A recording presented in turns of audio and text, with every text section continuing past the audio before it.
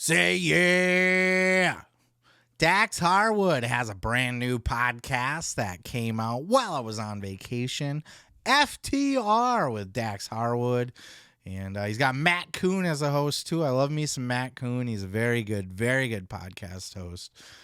He's a good Conrad Thompson-esque type character. Great for these sorts of formatted podcasts. FTR, family, tequila, and wrestling is what they're going with here. I never really picked Dax as a podcaster guy, but apparently he's got some shit to say, and people are. It's been controversial already. I almost did a segment on the CM Punk episode, but I was on vacation that week, so I opted not to do the work. Just kick back, relax, enjoy my Christmas, New Year's vacation. That one stirred up a lot of shit just by him saying, hey, I hope everybody can get along. Well, apparently they don't want to fucking get along. And fuck you for liking CM Punk. That's how everybody reacted to Dax, and poor Dax had to eat that one on the chin. But in this particular episode, he talked about, the whole episode was built around the Briscoes and his, specifically the dog collar match, but the whole trilogy in general, which was, this is a fantastic listen. If you were a fan of any of those matches, they take you inside. Kuhn and Dax. Kuhn does a great job of leading Dax through step by step. So just working their way through this the dog collar match specifically, how it was put together, the psychology behind it all. Man, it's just, if you're into that kind of shit, how a match is put together and everything, and just all the insider, how physical it was, they're really punching each other in the face, all of that stuff.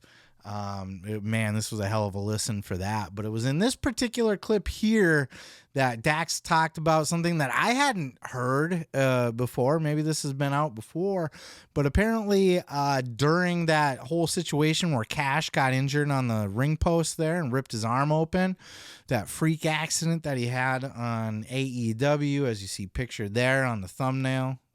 It's over one of these ways. I don't know which way the camera faces. But you see that, and apparently this almost caused Cash to quit wrestling altogether. Check out this clip. And he had just, got his forearm ripped to shreds where he almost bled to death. And he called me, after the forearm thing. It was about a week later. He decided to go home and hang out at his home here in North Carolina. And he called me, and I hope he doesn't mind me telling this, but he called me and he was crying. And he said, I don't think I want to do this anymore. And I was like, well, what do you mean do this? He said, I don't think I want to wrestle anymore. And I said, what? Please tell me where you're coming from. He said, look, you'll be fine.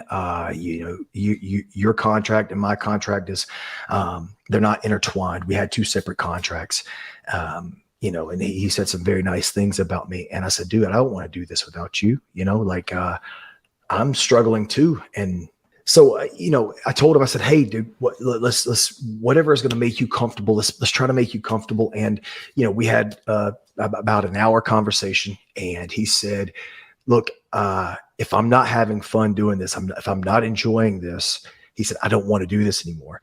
He said, what we're doing now is not worth me or you losing your life. And I said, I can't argue with that. I said, but I'll make a promise to you. I said, I'll try to be less abrasive, and I will try to keep my temper in check, and I'll try to keep my passion and only let him and I know what's going through my mind.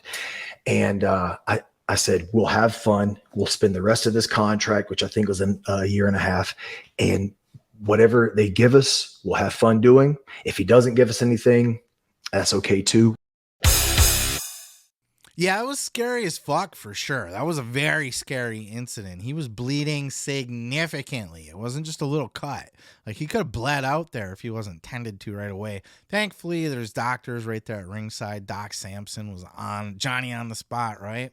Same guy was Johnny on the spot for when Jerry Lawler fucking died on the commentary desk, Doc Sampson, he's a fucking hero. So he was there. So Cash, didn't bleed out or anything, but, there was significant nerve damage from what I understand. Maybe that was just, storyline or whatever. But I would imagine if you rip your forearm open that bad, there's probably going to be some nerve damage in there.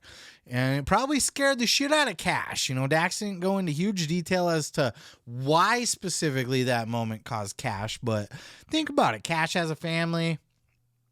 He's only human. He's looking at this and is like, wow, man. Like, when you face possible death, and he wasn't like on his deathbed or anything, but he certainly got such a significant injury that he could have bled out, and did permanent damage and all that stuff. That's enough to make you rethink some shit, right? If you get, break your neck or whatever, any of that stuff happens in the ring, you're going to think, is this really worth it with the wife and the kids and everything else? I understand. I get where he's coming from, where, should I don't know if I want to continue doing this stuff. Is it worth it to me? I don't know. Thankfully, he was talked into it because this was a hell of a year for FTR. Probably their best year ever. And as Dax said, they agreed. Dax kind of talked Cash. He's like, I don't want to do this without you, because Cash was like, don't worry, you'll be fine. Apparently they have separate contracts, which is weird. I don't know if that's standard. I guess I shouldn't say if that's weird. I don't know that tag teams do sign contracts together, but maybe. I don't know. But apparently Dax, had his own contract, and Cash was like, don't worry, you'll be fine. You can do it on your own. Dax didn't want to do it on his own. And I respect that so much. FTR is my favorite tag team, and I love tag team wrestling. There's something so special about it. And going back to those matches with the Briscoes again, they were some of the damnedest matches I've ever seen in my life as far as tag team.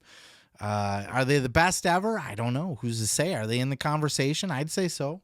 For tag team matches, I can't think of a better tag team match off the top of my head than that whole series between the two, but specifically that dog collar match. My God, what a fucking piece of artwork that was. It was fantastic.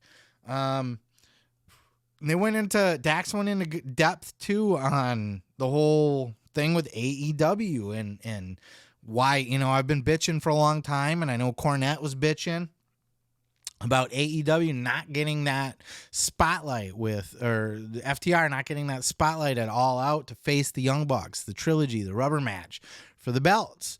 And, according to Dax, he certainly thought things were heading that way. Check out this clip. We thought that it was going to be us and the Young Bucks to unify all titles, winner take all. That's what we expected. So we're talking about All Out then, right? Because we're talking about you and Cash thinking you're going to have a tag team match with the Bucks for all the titles at All Out, which happened before Full Gear, correct? Yes. And you were comfortable in assuming that? You were confident in assuming that? I was pretty confident in assuming that, yes. But you know what they say about assuming.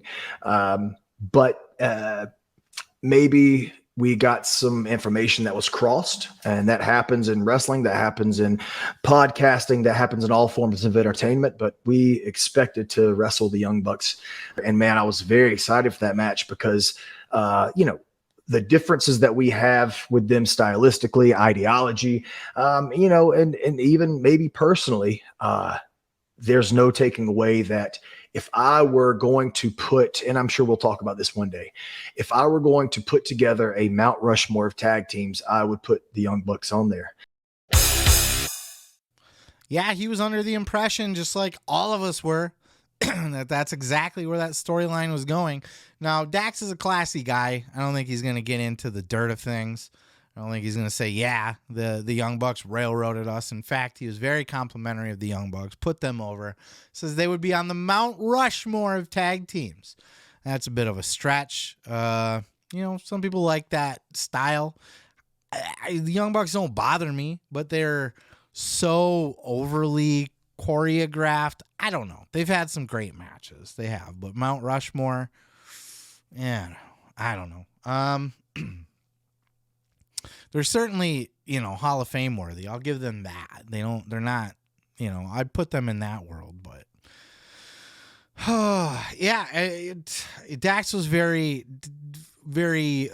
politically correct when talking about this situation, but he had said as much that they had kind of missed their chance by the time they got to their title shot with the Acclaimed. And, that he had said that it wasn't their idea to put over, or that it was their idea to put over the Acclaimed. They did not want to win the belts. And then, they went on to lose every single belt, which is, what I had predicted. They didn't catch the boat to win all the titles when they could have won the AEW titles, and that they're running out of time, that they're not going to hold all these other belts forever. And, lo and behold, they have now lost every single tag team title that they held.